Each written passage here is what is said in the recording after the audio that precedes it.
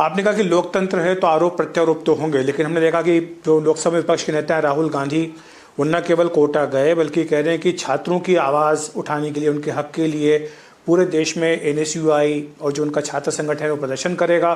साथ साथ वो ये भी कह रहे हैं कि जो देश की शिक्षा प्रणाली वो पूरी तरह से ध्वस्त हो चुकी है।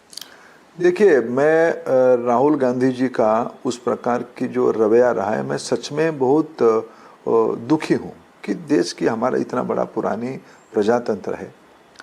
मैं मेरे सामाजिक जीवन में मैं राजनीतिक शास्त्र का एक मुख्य विद्यार्थी हूँ। मैं उसको जब मैं बचपन में कॉलेज में था तब उसको मैं अभ्यास करता था। मैं जब जनप्रतिनिधि बना, अब जब मैं एक भूमिका में हूँ, मैं अपना जिम्मेवारी निभाते हुए चीज़ों को ऑब्जर्व करता हूँ। देश में प्रजातंत्र में सत्ता और विपक्ष अपना अपना दायित्व निभाते हैं। सत्ता को आलोचना करना, सत्ता को प्रश्न उठाना, ये विपक्ष की दायित्व है, उसको हम स्वीकार भी करते हैं। उसमें से हम ठीक रहते हैं। केवल विपक्ष के नहीं, समाज की, मीडिया की, सोशल थॉट लीडर्स की, इन सब की जो पब्लिक इंटेलेक्चुअल, इन सब की परामर्श हमारे लिए पथ्य है। लेकिन सबकी एक मर्यादा है, सबकी एक दायित्व भी है। मर्यादा के आरोप लगाना आपका अधिकार है, आपकी दायित्व भी कुछ है। राहुल गांधी जी ने, मैं आपको दो घटना बताऊंगा जिस प्रकार की उन्होंने कांग्रेस पार्टी और राहुल गांधी विशेष करके जो सारे हद को तोड़े। 21 को परीक्षा होगा, राहुल गांधी 3 दिन पहले जाते हैं कोटा में दहशतगर्द खड़ा करने के लिए, मेलोडी करते हैं, बच्चों के मन में भय पैदा कराते हैं। उनकी अपेक्षा था कि 21 की परीक्षा खराब हो जाए। उसे आगे जाके एक नागपुर की बच्चा अपने ही चॉइस से, अपने पिता जो टेक्नोलॉजी से ध्यान आ रहा है, अपने ही टेलीफोन से, अपने ही आईपी एड्रेस से वो 3 बार कहा कि मेरे केंद्र अबू धाबी करो। उसकी जानकारी कहीं ना कहीं एनटीए को मिलता है। एनटीए चंद घंटों के अंदर खबर मिलने के बाद, मैंने उनको 20 तारीख को खबर मिली कि भाई, उनके पास 19 तारीख को खबर मिली कि भाई इस प्रकार की घटना नागपुर में आई है। उन्होंने चंद घंटों में, बच्चा या उसके पिताजी ने एनटीए को संपर्क नहीं किए थे, एनटीए ने प्रोएक्टिवली उनको संपर्क किया कि ऐसे से खबर आ रही कि भाई आप नागपुर में देना चाहते हो, आपके केंद्र अबू धाबी में हो गया है। ये पता नहीं क्या उस समय कि भाई उन्होंने अप्लाई किया था कहाँ के लिए, उसको देखा नहीं, चलो ठीक है आप नागपुर में देना चाहते हो। इस संज्ञान लेते हुए जानकारी मिलने की चंद घंटों के अंदर उसको नागपुर पहुंचा दिया गया। उसकी दूसरे दिन उसकी पिताजी कहे कि मेरे इस प्रकार की अव्यवस्था हुआ। उसकी कुछ क्षण के बाद राहुल गांधी जी की स्टेटमेंट आ गया कि ये तो बड़ा अन्याय हो गया है। फिर एनटीए ने जब सामने सारे चीजों को लाया, राहुल गांधी मुंह छुपाए घूम रहे, उसके ऊपर उनके कोई बयान नहीं आ रहा है। राहुल गांधी जी को देश को बताना पड़ेगा, उनकी जो 20 तारीख को देश की बच्चों को डराने का ट्वीट आया था, लंबा ट्वीट आया था। उस ट्वीट की जब समाधान, उसकी जो तथ्य आ गया कि उस विद्यार्थी की पिताजी की टेलीफोन से ही तय हुआ था कि अबू धाबी के अंदर हो, 3 बार हुई थी। बच्चे के पास 4 दिन पहले एडमिट कार्ड पहुंच चुका था जिसमें अबू धाबी लिखा गया था, उसकी चॉइस के कारण। वो उस दिन नहीं बताया, परीक्षा की कुछ घंटों के पहले बताया। राहुल गांधी उस पर से स्टेटमेंट देते हैं। स्टेटमेंट सिर्फ आलोचनात्मक नहीं था, डर पैदा करने वाला, व्यवस्था को तोड़ने वाला, व्यवस्था को उस्काने वाला, प्रोवोक करने वाला। जैसे अन्य विद्यार्थी मेंटल टेंशन पे आ जाए, उनकी मेंटल हेल्थ पे इंपैक्ट आए, ये इस प्रकार के अनुभव राहुल गांधी के साथ हुआ। जिस दिन परीक्षा हुआ, उन्हीं की पार्टी के पॉलिटिकल रैली के कारण, उनके राष्ट्रीय अध्यक्ष वहां थे, आदरणीय खड़गे जी, मुख्यमंत्री थे, पूर्व मुख्यमंत्री थे, उनके नवनियुक्त प्रदेश अध्यक्ष थे।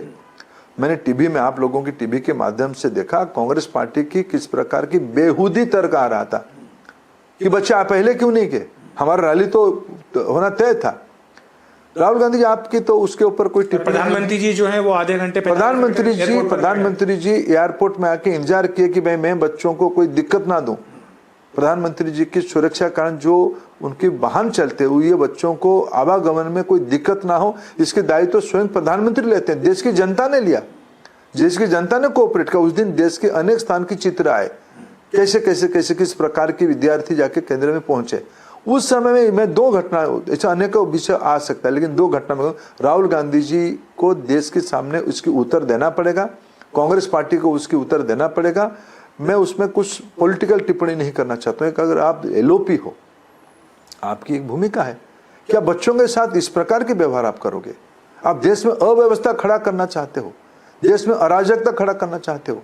राहुल गांधी जी के मन में एक इन्फीरियरिटी कॉम्प्लेक्स है, गाली गुलज करना, असभ्य व्यवहार करना और देश की व्यवस्था को तोड़ने के लिए वो कटिबद्ध हो चुके हैं। उनको भगवान सद्बुद्धि दे। आगे के लिए क्या हम अपेक्षा करें, क्योंकि कई सारा दबाव है, मांग भी देश भर में हो रही है कि परीक्षाओं की जो पवित्रता है वो सुनिश्चित की जाए, आगे से इस तरह की घटना ना हो कि पेपर लीक हो। पेपर लीक का आप जानते हैं कि एक लंबा इतिहास रहा है, यूपीए सरकार के वक्त भी पेपर लीक हुए हैं। आगे ना हो इसके लिए क्या कमेटी है, कमेटी ने अपनी सिफारिशें भी दी है, ये भी कहा कि कंप्यूटर बेस्ड टेस्ट होना चाहिए इसके लिए, तो नीट के लिए क्या आगे आप इसके लिए योजना बना रहे हैं? देखिए, भारत एक नौजवानों की देश है, भारत एक यंगस्टर्स की देश है।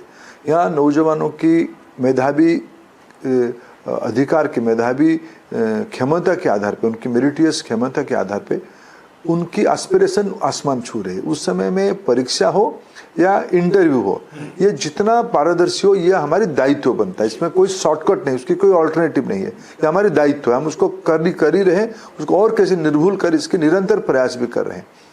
इस बार हमारी एनटीए के परव्यू में, एनटीए के दायित्व में लगभग 1 करोड़ विद्यार्थियों की एंट्रेंस टेस्ट की हम परीक्षा करते हैं। उच्च शिक्षा के लिए, कहीं इंजीनियरिंग के लिए, कहीं एग्रीकल्चर कोर्सेज के लिए, कहीं लॉ कोर्सेज के लिए, कहीं यूजीसी नेट के लिए, ये सब परीक्षा करते हैं। नीट भी करते हैं। स्वास्थ्य विभाग की परीक्षा है, ये हमारी दायित्व उन्होंने हमको दिया है। हमारे इसके क्लाइंट, हम स्वास्थ्य विभाग हमारा क्लाइंट है। उन्होंने एक पद्धति अपनाया था, ये पेन एंड पेपर हो। अभी लगभग एनटीए के अंदर सभी परीक्षा कंप्यूटर बेस्ड टेस्ट हो चुका है, सीबीटी हो चुका है। उसकी भी एक चुनौती है उसकी भी एक अलग चुनौती है, लेकिन अंततः जिसके कारण राधाकृष्ण कमेटी ने रिकमेंडेशन किया था कि पेन एंड पेपर ज़्यादा चुनौती है, थोड़ा ज़्यादा उसकी वनरेबिलिटी बढ़ जाता है। एक ही दिन में होता है, 5400 केंद्र में होता है, इन्विजिलेटर्स रहते हैं, कई प्रकार की उसमें से तरह तरह की हडल्स रहता है। इसके बजाय इसको थोड़ा स्टागर करते हुए जेई मेन में लगभग 16-17 लाख विद्यार्थी परीक्षा देते हैं। अभी यूजीसी नेट परीक्षा चल रहा है, उसमें लगभग 10 लाख विद्यार्थी परीक्षा देने। ये सब 7 से 10 दिन तक स्टागर होके होगा। देश में कंप्यूटर टर्मिनल की एक निर्दिष्ट नंबर है। इंफ्रास्ट्रक्चर का इशू नहीं है, इसको इंफ्रास्ट्रक्चर की कैपेसिटी बढ़ानी पड़ेगी। अभी सरकार हम प्लान कर रहा है इंफ्रास्ट्रक्चर की कैपेसिटी, विशेष करके सरकारी संस्थाओं में। ये भी एक चुनौती है कि जो सीबीटी की ओर हम बढ़ेंगे, हमको ध्यान देना पड़ेगा परीक्षा केंद्र कहाँ हो रहा है, सरकारी व्यवस्था में हो रहा है या निजी संस्थानों में हो रहा है। इसको धीरे धीरे हम कैसे टेम्पर प्रूफ करें, लीकेज प्रूफ करें, सीबीटी को भी ये हमारी दायित्व है। ये सरकारी संस्थानों में होगी, सरकारी व्यवस्था में होगी, तो उसकी उत्तरदायित्व ज़्यादा बनेगी। अगले बार हम नीट जब करेंगे, हमने स्वास्थ्य विभाग से चर्चा किया है, वो भी उसमें से इन प्रिंसिपल सहमत हो चुके हैं। अगले साल इसको सीबीटी की ओर ले आया जाएगा। मैं अभी भी आपके माध्यम से देश के विद्यार्थियों को अपील करना चाहता हूँ, आपकी अगले साल जो नीट की तैयारी कर रहे हैं, इनको सीबीटी की ओर मन बनानी पड़ेगी। हम व्यवस्था घोषणा कर चुके हैं, हम तैयारी भी करना शुरू कर दिए हैं। केवल सीबीटी होने से नहीं होगा, उसकी मूल व्यवस्था, क्योंकि उसमें भी अनेक चुनौती रहेगा। क्योंकि आज बदलते हुए परिस्थिति में जो साइबर वॉल बन चुका है, वर्चुअल वॉल बन चुका है, इसकी भी चुनौती अनेक है। इस बार आपने देखा होगा कि हमारे देश में जब हमने सीबीएसई की रीवैल्यूएशन की पोर्टल खोला, उसमें हमला किया, 2 घंटे के अंदर 38 लाख इन्वेजन हुए, साइबर अटैक हुआ। ये सब नई नई चुनौती समाज, आर्टिफिशियल इंटेलिजेंस से कई लोगों ने फर्जी एडमिट कार्ड बना लिए, देखो पेपर्स बना लिए, सारे प्रकार की। देखो जो दहशतगर्द है ना समाज में, जिनको देश की व्यवस्थाओं को तोड़ने के लिए जो लोगों के मन में एक षड्यंत्र रहता है, ये व्यवस्था को तोड़ के हमारे देश में अराजकता फैलाना चाहते हैं। ये सब उसकी तथ्य और प्रमाण हम आपके सामने रख रहे हैं। इसको भी ध्यान देना पड़ेगा। और हमारे देश की जो इंजीनियरिंग कैपेसिटी है, टेक्नोलॉजिकल कैपेसिटी पर्याप्त है, इसको एक नई रूप में देखने की आवश्यकता है। इसीलिए हमें उसकी व्यापक समाज में स्टेक होल्डर कंसल्टेंसी करनी पड़ेगी, अनेक एक्सपर्ट्स की।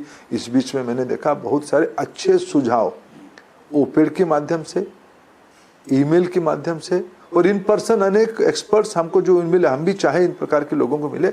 आखिर एक सामूहिक प्रयास से देश में एक नई परीक्षा प्रणाली को अपनाना पड़ेगा।